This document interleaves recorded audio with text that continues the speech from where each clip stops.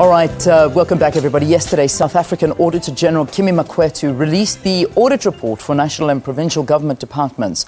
Part of the findings was a 1.37 billion rand fruitless and wasteful expenditure.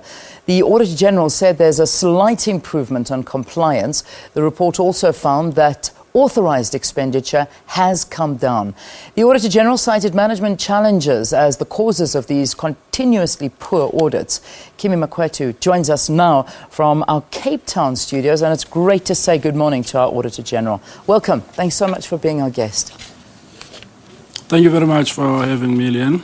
Now, what are the overall findings? Let's break it down a little bit. Which departments perform the worst and which ones did a little bit better? Let's look at provinces because they represent the majority of the audits that we've done. If you look at the provinces, the Western Cape and Gauteng are the leading ones in respect of these audit outcomes. And I think a lot of that achievement is on the back of the work that was done by the premiers together with the MECs and the accounting officers in all those provinces. So I recognize those as the leading ones. But also among the national departments, I think we have quite a number of them. Among the public entities, for example, the ones that we audit, the 10 out of the 21, we also have AMSCO that has performed very well in respect of these outcomes. On the other extreme, in terms of bad performers, you'll find the province of the Free State, and you'll find also Mpumalanga in the northwest in that environment where there are no good outcomes that have emerged since the last time. Where the Eastern Cape was struggling in the past, suddenly the Eastern Cape and the Northern Cape are starting to show some responsibility, especially when it comes to responding to the weaknesses in internal control.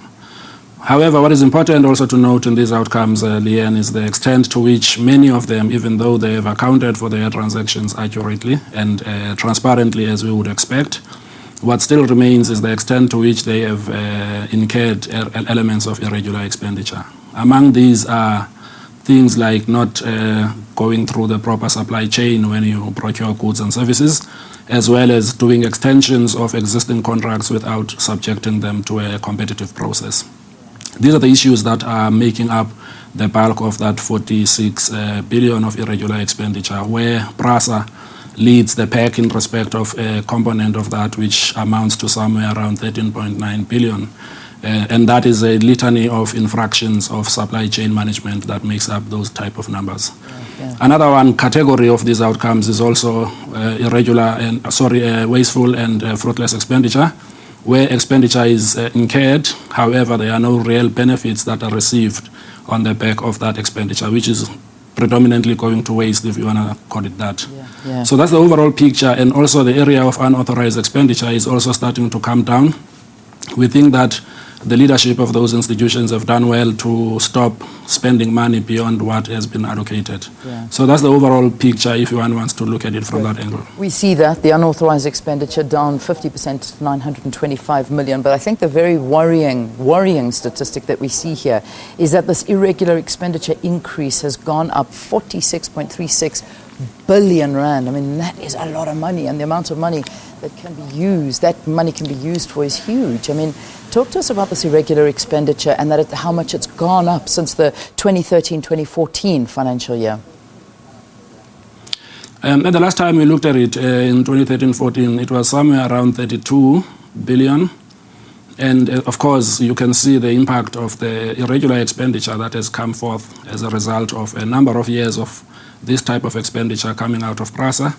And I think you would have picked up as well from the reaction of the chair of the board of PRASA, who indicated that pursuant to their intervention through Verkman's forensics, they've started uncovering the depth of this irregular expenditure. And if you look at it, irregular expenditure, as it is reflected by auditors, will always be somewhat of an incomplete picture because it's based on sample selection.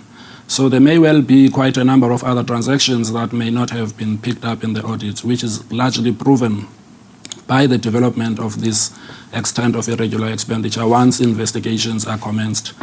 So our call with regards to this is that it's really a growing area of abuse of financial management and systems, and only when leadership stands up and investigate do they get to the bottom of really what is happening. Yeah. And that you cite as one of the biggest problems, is that they're not doing that. And you do go on to say that the continued non-compliance with supply chain management legislation is the main reason for this increase. What would you like to see change?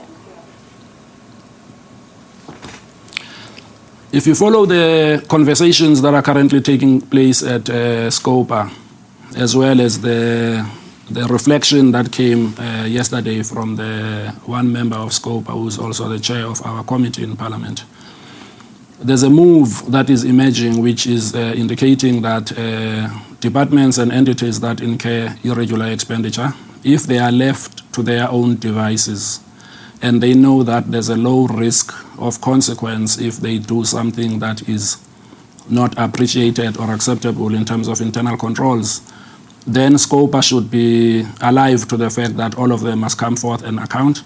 They've been doing that, Leanne, for quite a number of years, but I think what must now change is whether somebody is going to act after these investigations have been done on it. And then I think that will raise the level of risk associated with doing financial management work in any other manner other than that which is prescribed. Very, very quickly, please, Auditor General, just to wrap this up. It seemed yesterday you did have the support of Parliament behind you. We saw Vincent Smith speaking about the powers of the Auditor General, that it shouldn't just be recommendation levels, that shouldn't be where it is, and that the Auditor General should bring in a lot more power. Did that invoke a lot more confidence in you? Well, Leanne, if you look at that scenario that was painted by the chair of our committee, it talks to the fact that when you have substantial levels of abuse in financial management and you have an institution that is entrusted with that responsibility on an annual basis, covering the entire country with respect to the departments, the municipalities and national entities that are preoccupied with national financial matters, it goes without saying that the extent of work that needs to be done to ensure that the recommendations coming out of the Auditor General are given due consideration. And I think it is important that that is given that level of engagement in Parliament so that we can see a better future coming out of these outcomes. All right, let's leave it there. Thank you so much for joining us here on the program. That, of course, is our Auditor General here in South Africa, Kimi Makwetu, talking to us about the report he released yesterday, that finding of the fruitless 1.37 billion rand wasteful expenditure. But I think what was more worrying is we saw a 40% increase in this wasteful expenditure since it was reported in the 2013-2014 year. All right, you can go to the website and get that full report. Right, let's take a break.